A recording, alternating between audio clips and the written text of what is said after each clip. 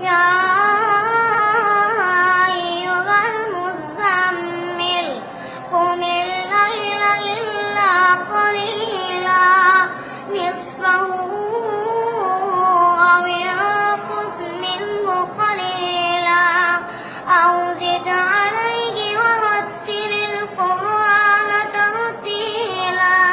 إنا سنلقي عليك قولا ثقيلا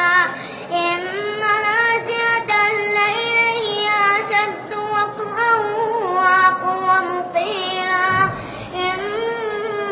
لك في النهار سبحا طويلا واذكر اسم ربك وتبتل إليه تبتيلا